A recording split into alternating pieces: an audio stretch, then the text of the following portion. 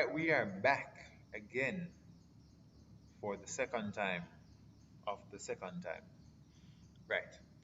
So we're going to be creating a walking character based on these parts here. We're going to just create a character that's walking in After Effects, taking advantage of the puppet pinning tool and a few other things. So let's get started.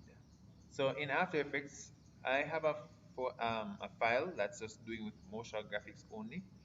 So I'm simply going to create a new composition. I'm going to call this walking character uh, puppet tool. Right. Now you can change the duration. So the start time code is 000. The duration is going to be 20 seconds. We can always lessen that depending on what we need to do. And then we're just going to press OK. Now, right now, you're not seeing anything at all in the background. And what we're going to do at this point is just import the parts that we have. So we have the character's arms, the lightning bolt, all these different parts you can select, and you can actually just drag it into After Effects. Or you could drag it in, which would be easy. Or you could simply press File and Import and just navigate to the files. So I'm importing multiple files, and let me just jump to that week 3 folder, and we can just highlight all these things and press Open. Now, because I want to have some sort of structural integrity and maintain where my files are, I'm going to create a folder for the puppet. And what I'll just do is just highlight all these and just throw them in that folder. Alright, so that's what we have so far. And let's just fit that. Cool. So first of all, we just want a background, something to just have. So I'm going to choose new.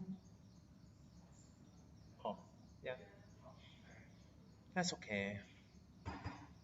You're part of the script anyway. Let's continue. So new solid, and I'm just going to create a solid that's some sort of background that's not too, nothing too bright or too colorful, just something that's just there.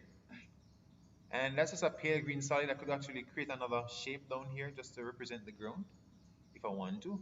And what I can do instead is I'm just going to click on this solid, this pale green solid, which we just created, and in the effects, I'm going to create a ramp, R-A-M-P for ramp.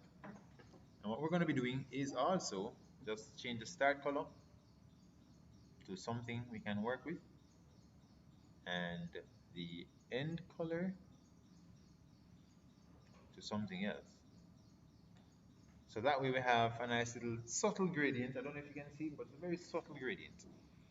Now, because I don't want to be moving around my background, I'm going to lock that layer by hitting the lock button here. And let's just start pulling in the different parts of the character. We have the head, and these parts are going to seem rather large because they are. So I'm going to see if I can assemble this character. So I have head, we have the neck, and as I'm assembling, you're just going to start moving the parts lower layer. So the neck's supposed to go behind the head to create something like that, right? Next one, you're going to have the character's body. This is this thing, like so. And as I said, you recognize that it's kind of big. So what I'll do, just pull in all the parts. I have the arms, the bolt, the legs to pull in, because everything else is there, and just drop them in there. And they're all over the place.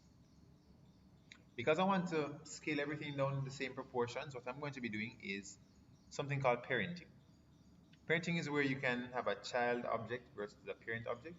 Whenever you scale the parent object, the child object also scales. Now, because I want everything to scale all at one time, I'm going to create a null object. You can just simply right click and choose new and choose null object. Now, this is what a null object looks like. It doesn't really do much. It's actually just there. But what I'm going to be doing is parenting all of these. So I'm going to click on one and hold shift to select multiple and use my pick whip to select that and just have everything just be attached to that. So anytime I move the null object, everything else moves. Right? If you're using the child object, however, this thing can move by itself independently. But if the parent is ready, the child has to go with the parent. Or if I want to rotate, it's the same, right? So I'm simply just going to change the null objects transform and change the scale to something that I can work with. Perhaps this. Right, once that's set up, I'm just going to reorder this. So head's going to be up here, and torso is there, and the neck is going to be somewhere in there. Cool. Then we're going to have an arm on the left and on the right. But this arm we want to be in front. So we're going to move this arm one, above everything else. Right?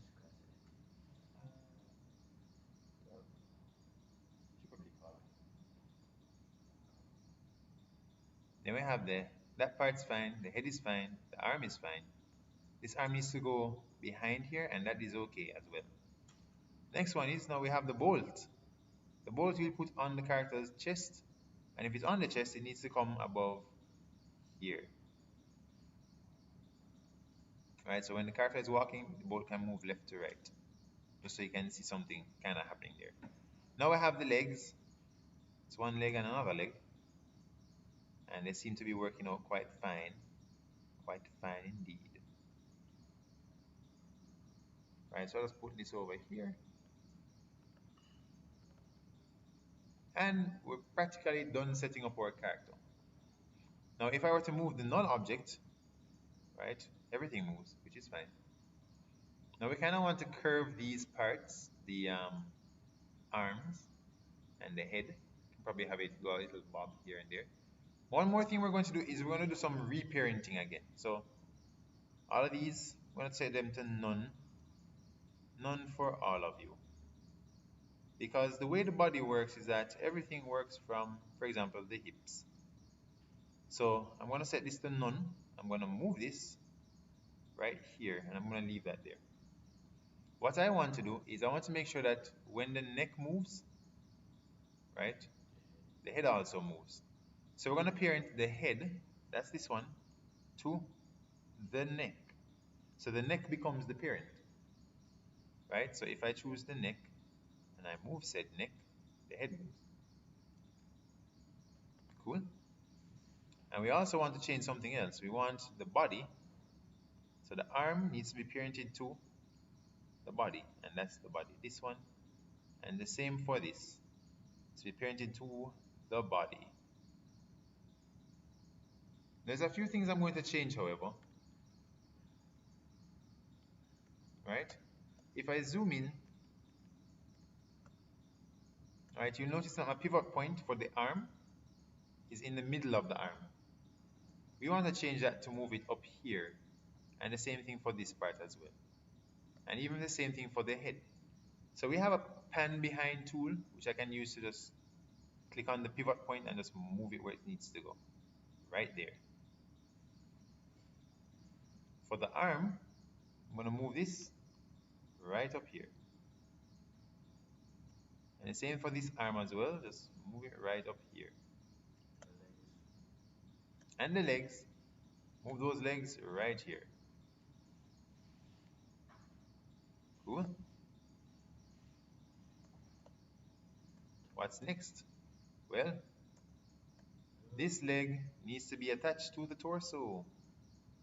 So leg to the body, and this leg to the body. And what else? The neck needs to be parented to the body. So let's attach that to the body.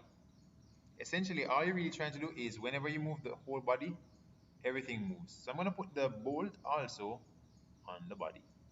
So then we have everything here like so. We can also, I'm going to parent this. So S 100%, and just set this guy, the whole body, right, for the body, which is this one. I'm going to move the pivot. So that's the pan behind tool again, the shortcut is Y, and set it right here. And then set this thing to the null object. Now it might sound a little confusing, but all you're really doing is just looking at your own body and see what allows everything to move. So your arms are attached to your torso, your legs are attached to your hip, which is a part of your torso if you want to call it that. And then you have your feet that are attached to your hips. So you're just trying to get the right hierarchy of things. So when your arm moves, you want to know that your arm is actually attached to something to move it. Okay? Alright, so let's actually get into that part. So I'm gonna save this part here. So that's just setting up the character. I'm gonna like cut the video here and then we're gonna get to the actual rigging of the character and animating.